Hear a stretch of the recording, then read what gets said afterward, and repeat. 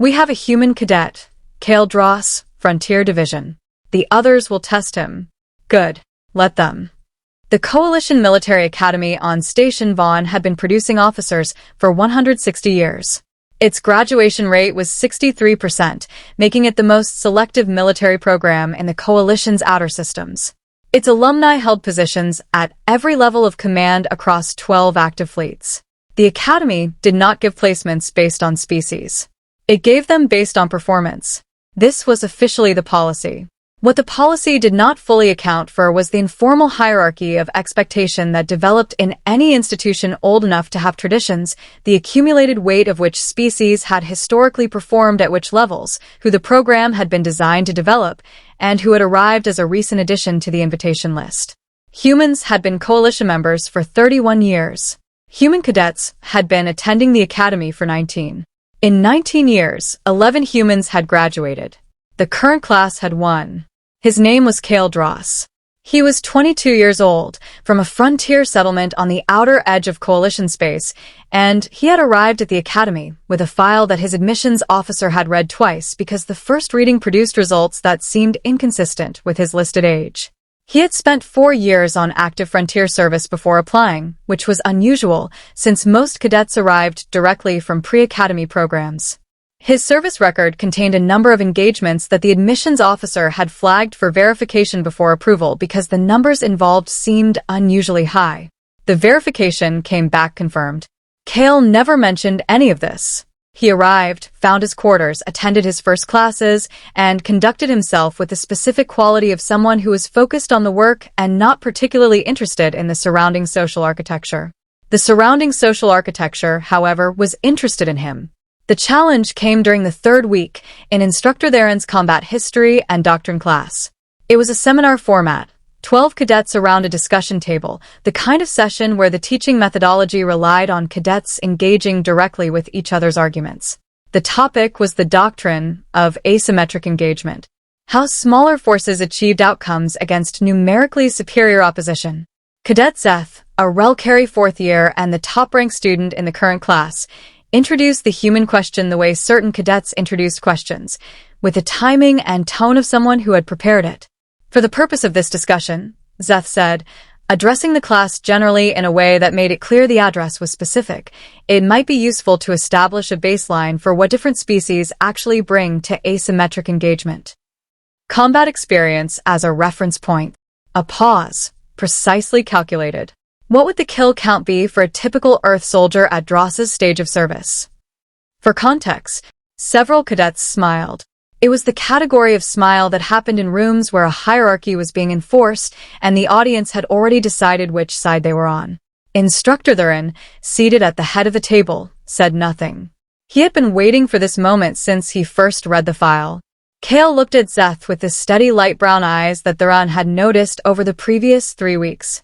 They never changed expression based on what was happening around them, only based on what Kale himself was thinking.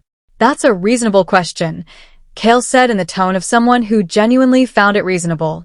Do you want the frontier service number or the total? The smiles remained. Zeth replied with a patient confidence of someone setting up a punchline. Let's say total. For context, Kale said, and then he gave a number. The smiles disappeared. Not all at once. The way a wave stops. The cadets closest to him reacted first, and then the realization spread outward as each person processed what they had heard and silently calculated whether such a number could possibly belong to a 22-year-old human from an outer frontier settlement. Zeth spoke again, with considerably less patience than before. That's not possible.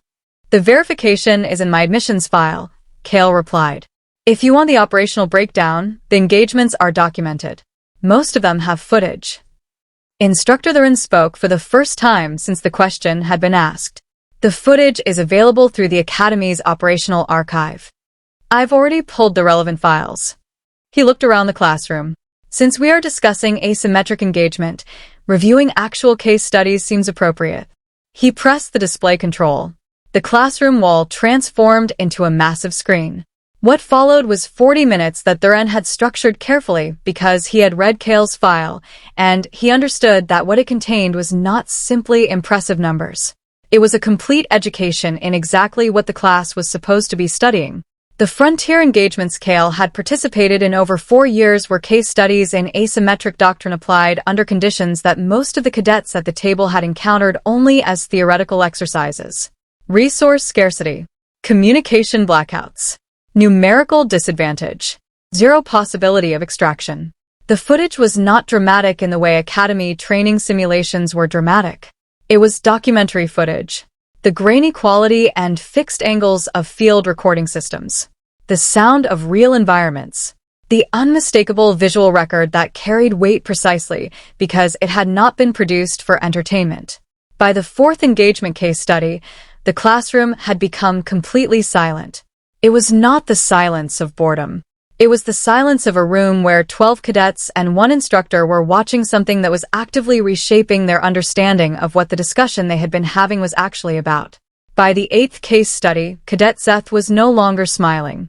He watched the display with the expression of someone performing a calculation that would take much longer than the class period to complete. When the final case study ended, the Run turned off the display. Asymmetric engagement doctrine, he said to the class, is most usefully studied not as theory, but as practice. The question of what different species bring to the context. He looked at Seth with the precise neutrality of a skilled instructor. Is an excellent one.